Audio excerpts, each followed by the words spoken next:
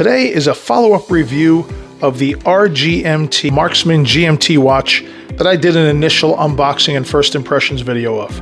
I want to thank RGMT for sending me this watch for review. That's why there's the paid promotion up in the corner. And now, having worn it for over a week, I wanted to give you my final impressions. This watch design is very subjective. You're either going to love it or you're going to hate it. I wore this watch for a week on a trip to Dallas and Oklahoma City, so I was using the GMT functionality of this watch. So let's first start off with the dimensions. This is a 44mm case. It's 14.5 millimeters thick. It has an integrated bracelet that starts at 27 millimeters, but tapers down to 20 millimeters at the clasp. And it weighs 225 grams, size to my 7.5-inch wrist. First is the case. As you can see, it's very angular, it's edgy, it's chiseled looking. You've got circular brushing around the bezel and vertical brushing everywhere else. That vertical brushing continues all the way down through each link of the bracelet. What's really nice is that you have this high polish chamfer going down the sides of the case, and that also follows down through each link of the bracelet. The lug tips really are aggressively turned down, so it does contour my wrist pretty well. Back to the bracelet. It is an integrated bracelet, H-link style bracelet. These are false drilled lugs. They're not really drilled lugs. Those are not spring bars in there. Bracelet does have great articulation as it tapers down to that 20 millimeter clasp. This watch does use split pins. They're not push pins and they're not screw pin links, but they are in fact split pins. They were a bit of a challenge to get them out. I had to use a pair of pliers to finally yank them out. There are no half links, as you can see, so sizing could be an issue for some. I prefer to wear watches with bracelets a little bit on the looser side, but when I was out in Dallas, it was extremely cold, and this bracelet got very loose once my wrist shrank a little bit. If it wasn't for these aggressive lugs, I probably could have spun this on my wrist 360 degrees. One thing about the center links, they are squared off. There is no bevel or chamfer to them, but it still seems to articulate pretty well. And then it comes down to a double push button butterfly clasp. And the great thing about this bracelet is that it wasn't a hair puller. Looking at the case back, it's a stainless steel exhibition screw down case back showing a decorated roller of the NH34 movement. On the side, you have a blue one-piece crown guard or crown seat. You can look at it that way as well. I think it's steel. I don't think it's anodized aluminum because of the color.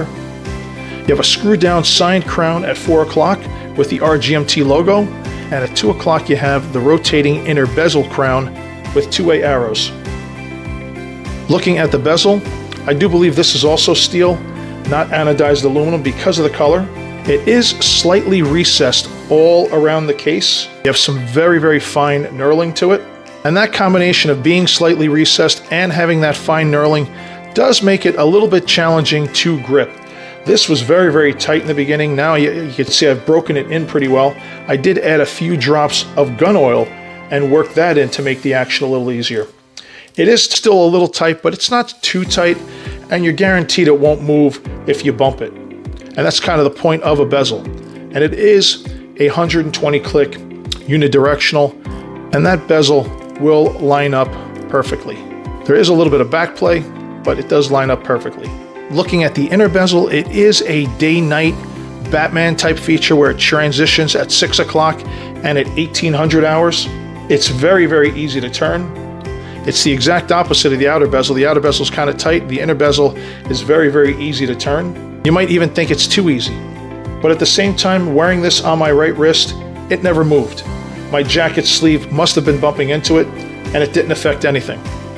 One thing I did notice is that if you line it up at 24 hours, you'll notice that at 12 hours and at 14 hours, it is just slightly off. If I line up the 12, then it throws off all the others. So lining up the 24, you'll notice it's just the 12, and slightly at the 14, it's off. But I do like having this inner rotating bezel because when it comes to GMT times, I really don't do the math. I don't really do the 24-hour clock thing. Rather than trying to figure out the 24-hour time, I could just turn this 180 degrees, setting that marker at 12, and now I could read with the inner rotating bezel that it in fact is 3:12 p.m. So that's an easy way to identify AM and PM versus using 24-hour military time. And for me, that GMT feature works extremely well. Moving on to the dial, you have that royal blue covered by a sapphire glass. This watch is also available in ghost white, all black, a sunset orange, and a moss green. You have large and wide loomed applied hour markers throughout, and you also have long, bright white printed minute markers on the dial, depending on the dial color, of course. You have a recessed dial beneath that and a 24-hour ring. And if you look closely, you can see that the tips of the hour markers hang over that recessed dial, giving it a real unique look. Also, having that 24-hour ring means that you can now track 3 time zones with this watch. One with the standard hands, of course, the other with the inner rotating 24-hour bezel, and then that third 24-hour ring on the dial itself. Below the 24-hour ring is a lightly textured dial with RGMT printed boldly at 12 o'clock, RGMT logos every 6 hours at 3, 9, 15, and 21. And then you have a large date window at 4 o'clock. And then you have GMT automatic at 6 o'clock. The hands are large loomed hands framed in black. The GMT hand is also in black, and what's nice is it kind of gets lost in the dial. Under lighting like this, it's real easy to identify, but without the lighting, it does get lost in the dial, and what it does is it gives that home plate framed orange GMT pointer a large look, and it looks like it's floating. You have a sweeping seconds hand with a loomed lollipop orange tip and a double arrow RGMT counterweight that is also loomed. The loom is green, and I'm assuming it's a C3 loom. The combination of royal blue, white, yellow, and orange really work nicely together. The movement of this watch is an NH34 GMT movement. Clock this watch at 0 to -2 seconds with a beat error of 0.3 and a 290 amplitude, so it's running real nice, but I did come across one large flaw with this watch. This type of movement typically has a power reserve of about 40 hours.